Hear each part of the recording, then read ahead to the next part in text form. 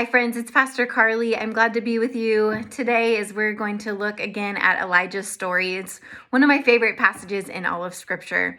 And today we're going to be looking at chapter 19. And so leading up to this point, as Pastor Tim talked about on Sunday, Elijah had this epic showdown on Mount Carmel where the prophets of Baal were there confronting him.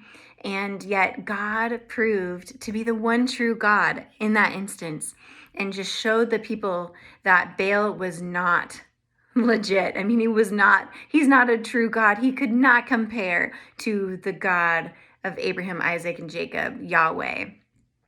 So he's had this mountaintop moment. I would think that he'd be on cloud 9. But then we get to chapter 19 and we read this. Now Ahab told Jezebel, which Ahab's the evil king, Jezebel's the evil queen. So Ahab had told Jezebel everything Elijah had done and how he had killed all the prophets with the sword. So Jezebel sent a messenger to Elijah saying, "May the gods deal with me, be it ever so severely, if by this time tomorrow I do not make your life like that of one of them." So she is out to take his life. And then in verse 3, it says, Elijah was afraid and ran for his life. Now it's so interesting because sometimes I can read this and go, Elijah, you were just on Mount Carmel and God showed up with fire from heaven, and then one woman says something about you and you are just flat on your back afraid.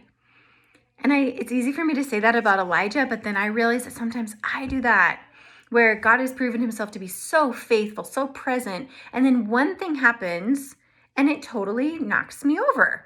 I mean, maybe you've had that where a financial situation comes up and all of a sudden you are just nervous and anxious. Maybe it's a health situation or someone says something negative about you and all of your trust in the Lord kind of just flies out the window and you become afraid or shaken. And I think Elijah did that, but you know what? I think there's some clues in here maybe why that was happening. So it says, Elijah ran for his life, and when he came to Beersheba in Judah, he left his servant there. So knowing what we know about geography, he ran 100 miles. I mean, hello, that's a really long way. I know some people run these, I think they're called centuries or something, these 100-mile races. That's what Elijah just did. And then it says he left his servant there.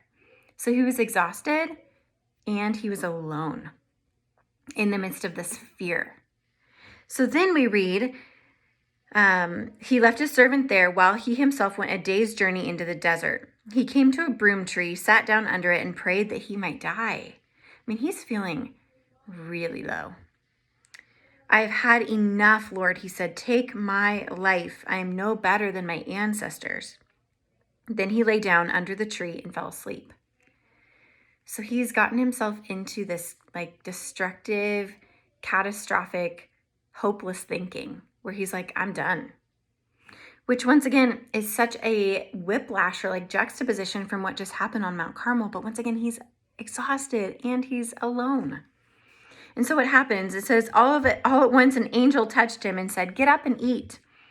He looked around, and there by his head was a cake of bread baked over hot coals and a jar of water.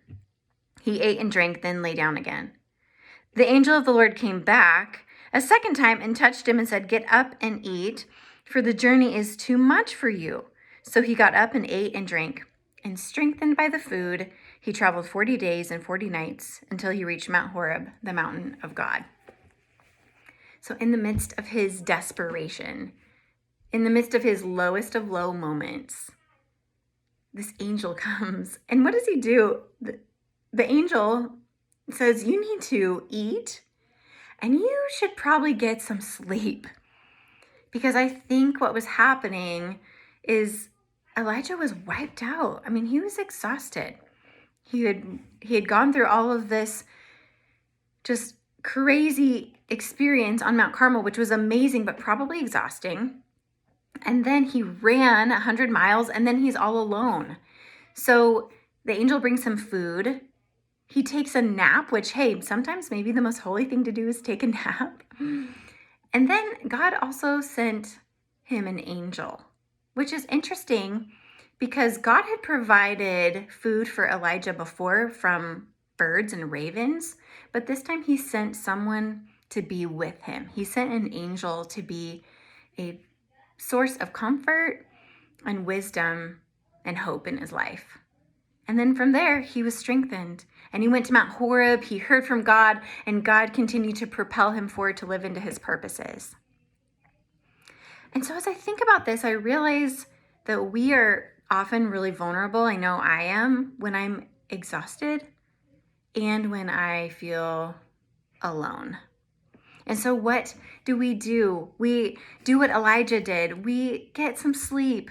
We eat food to nourish us. We want to make sure our bodies are nourished, and we want to make sure that we are connected to people, that we're not leaving people behind in our moments of fear and vulnerability, but that we lean in to community. And so we need people in our lives to provide the comfort and the wisdom and the hope when we may be feeling like we are in a destructive thinking cycle. And so I don't know where this hits you today, but I just encourage you that wherever you are, rest is really important. Rest is really significant, and so is community. And two of the best ways I think that we can fight back against fear, we can fight back against the ways that the enemy wants to discourage us, is to take care of ourselves physically, get the rest that we need, rest in the Lord and trust in him, and then be connected in community. Because just like Elijah, God has more for us. He has purposes for us, and he wants us to keep pressing into him, not giving into the destructive lies of the enemy, but keep pressing into his purposes. And sometimes that means taking a nap. Have a great rest of your week, my friends.